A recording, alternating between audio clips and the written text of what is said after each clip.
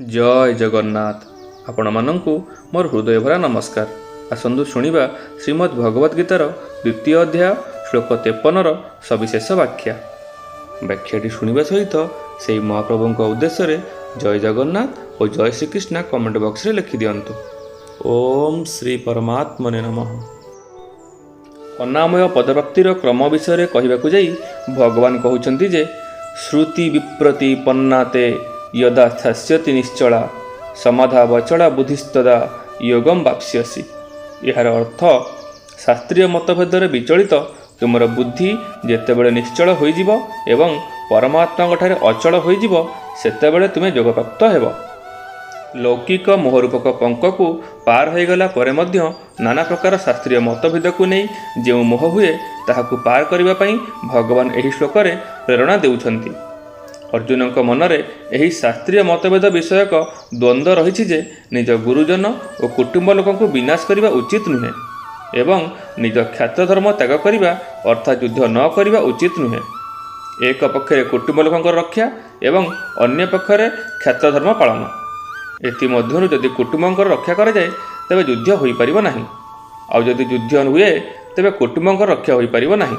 ए दुईटी कथारे अर्जुनकर श्रुति विप्रतिपत्ति अर्थात शास्त्रीय मतभेद रूपक द्वंद्व रही फल तांकर बुद्धि विचलित होउछि। जाल दुई प्रकारर संसारी और शास्त्रीय।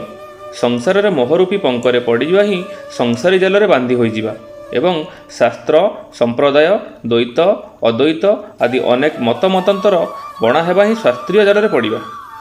संसारी जाल 100 ग्राम अड़ुआ सूता संगे समान एवं शास्त्रीय जाल 100 किलो अड़ुआ सूता संगे समान।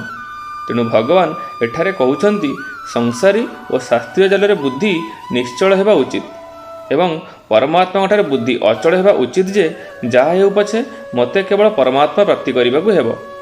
तेणु शास्त्रीय मतभेदरे बुद्धि को निश्चल करिबाकू एवं परमात्मा प्राप्ति विषय रे बुद्धि को अचल करिबाकू भगवान प्रेरणा देइछन्ति।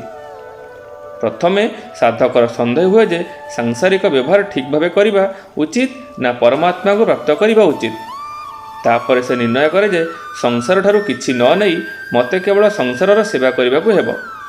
एपरि निर्णय करने मात्रे साधकर भोगरू उपरीत हुए एवं वैराग्य जात हेबाकू लागे। यापर जेतेबेले साधक परमात्मा विमुखी हुए सेतेबेले ता सम्मुखरे साध्य और साधन विषयक नाना प्रकार शास्त्रीय मतभेद उपस्थित हुए। फल ताकू केउं साध्य को स्वीकार करने हेबो और केउं साधन पद्धतिर अनुसरण करने हेबो यह निर्णय करने ता पक्षे बड़ कठिन हो जाए।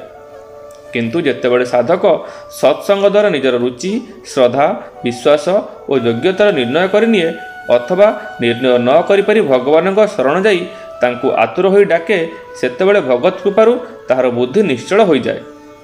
द्वितीयतः सबु शास्त्र संप्रदाय आदि जीव संसार और परमात्मा ए तीन को भिन्न भिन्न प्रकार वर्णना करा जायछि। ए विषय रे विचार करागले जीवर स्वरूप जेपरि हेउ पछे मु हेउछि जीव एथिरे समस्त एकमत।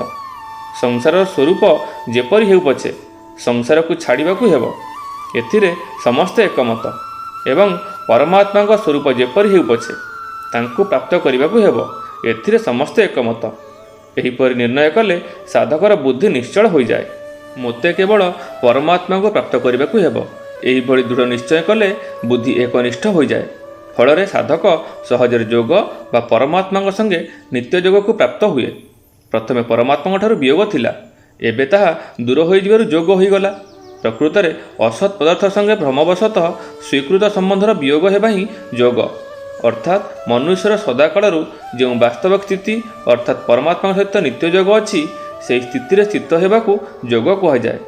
सही वास्तविक स्थिति एते विलक्षण जे सेथिरु केबे वियोग हुए नहीं कि हेबा मध्य संभव नुहे। संयोग वियोग योग प्रभृति कौन शब्द से लागू हुए नहीं। केवल असत संगे स्वीकृत संबंधर त्याग को ही एठारे योग संज्ञा दि जाइछि। वास्तव में यही योग हेउछि नित्य योगर वाचक।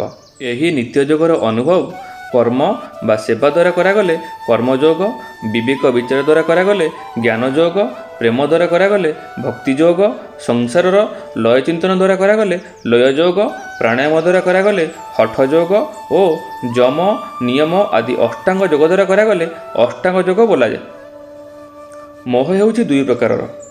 ମୋହକଲିଳ ଅର୍ଥାତ୍ ମୋହରୂପକ ପଙ୍କ ସାଂସାରିକ ମୋହ ଏବଂ ଶାସ୍ତ୍ରୀୟ ମୋହ। ଶରୀର, ସ୍ତ୍ରୀ, ପୁତ୍ର, ଧନ, ସମ୍ପତ୍ତି ଇତ୍ୟାଦିରେ ଅନୁରାଗ ହେବା ସାଂସାରିକ ମୋହ ଏବଂ ଦ୍ୱୈତ, ଅଦ୍ୱୈତ, ବିଶିଷ୍ଟାଦ୍ୱୈତ, ଦ୍ୱୈତାଦ୍ୱୈତ ଆଦି ଦାର୍ଶନିକ ମତଭେଦରେ ଭ୍ରମିତ ହୋଇଯିବା ଶାସ୍ତ୍ରୀୟ ମୋହ। ଏ ଦୁଇଟିକୁ ତ୍ୟାଗ କରିଦେଲେ ମନୁଷ୍ୟର ଭୋଗରୁ ବୈରାଗ୍ୟ ଜାତ ହୁଏ ଏବଂ ବୁଦ୍ଧି ସ୍ଥିର ହୋଇଯାଏ। ବୁଦ୍ଧି ସ୍ଥିର ହୋଇଗଲେ ଯୋଗପ୍ରାପ୍ତି ହୋଇଯାଏ, ଅର୍ଥାତ୍ ପରମାତ୍ମାଙ୍କଠାରୁ ଦୂରତ୍ୱର ଅବସାନ ଘଟେ ଏବଂ ସମୀପତା ହୁଏ।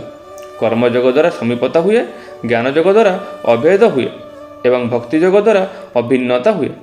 କର୍ମଯୋଗ ଓ ଜ୍ଞାନଯୋଗ ମଧ୍ୟରୁ କୌଣସି ଗୋଟିକର ସିଦ୍ଧି ହୋଇଗଲେ ସାଧକ ଉଭୟର ଫଳପ୍ରାପ୍ତ କରିନିଏ। ଜ୍ଞାନୀ ଗୁଣୀ ମଣ୍ଡଳୀ ଓ ସଜ୍ଜନ ମଣ୍ଡଳୀ, ଆପଣମାନେ ଶୁଣୁଥିଲେ ଶ୍ରୀମଦ୍ ଭଗବଦ୍ ଗୀତାର 2ୟ ଅଧ୍ୟାୟ ଶ୍ଲୋକ 53ର ସବିଶେଷ ବ୍ୟାଖ୍ୟା। ଆପଣଙ୍କୁ ଅଶେଷ ଅଶେଷ ଧନ୍ୟବାଦ। ମହାପ୍ରଭୁ ଜଗନ୍ନାଥଙ୍କ ପାଖରେ ସମସ୍ତଙ୍କ ମଙ୍ଗଳ କାମନା କରି ରହୁଛି। ନମସ୍କାର। ଜୟ ଜଗନ୍ନାଥ, ଜୟ ଶ୍ରୀକୃଷ୍ଣ।